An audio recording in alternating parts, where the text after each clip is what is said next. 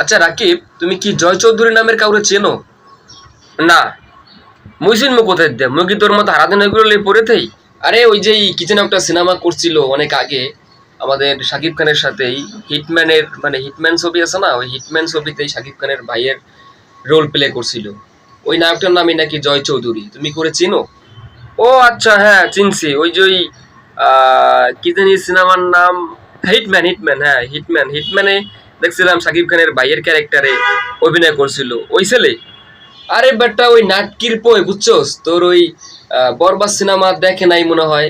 ওই শালায় বেটা তোর বরবাদ সিনেমা না দেখেই বুঝছস বরবাদ সম্পর্কে আজে বাজে কথা বলতেছে বেটা মিডিয়ার সামনে। এরকম নাকি শাকিব খানের আরো অনেক 200-300 সিনেমা নাকি সে আগে করে ফেলছে বুঝছস, একই ক্যাটাগরির।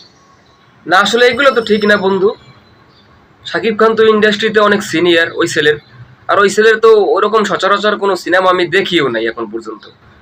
ওই শুধুমাত্র ওই হিটম্যান ছবিতে শাকিব খানের ভাইয়ের রোলে অভিনয় করছিল। এছাড়া তো আর সচরাচর ওরকম ভাবে কোনো সিনেমা, হিট সিনেমা নাই। ওই ছেলে শাকিব খানকে নিয়ে উল্টাপাল্টা কথা বলে, এত বড় সাহস! এটা তো ওই পোলার জন্যই লস, এটা তো ওই ছেলের ক্যারিয়ারের জন্যই লস।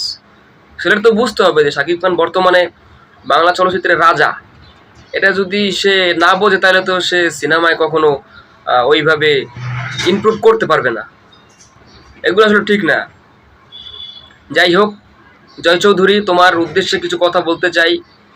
আসলে ভাইয়া তুমি এইগুলো আসলে কইরো না, কারণ তুমি যে পর্যায়ে, তুমি যে লেভেলে আসো, তুমি তোমার লেভেলের মধ্যে সীমাবদ্ধ থাকো।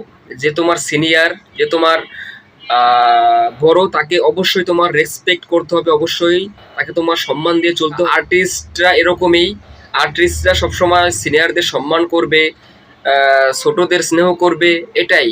যেহেতু ইন্ডাস্ট্রিতে শাকিব খান তোমার অনেক অনেক অনেক সিনিয়র ভাই, সেক্ষেত্রে আসলে তোমার শাকিব খানকে সবসময় সম্মান দিয়ে চলতে হবে। কারণ শাকিব খানও কিন্তু সবসময় তার যারা সিনিয়র আছেন তাদেরকে কিন্তু সবসময় সম্মান দিয়ে আসছেন।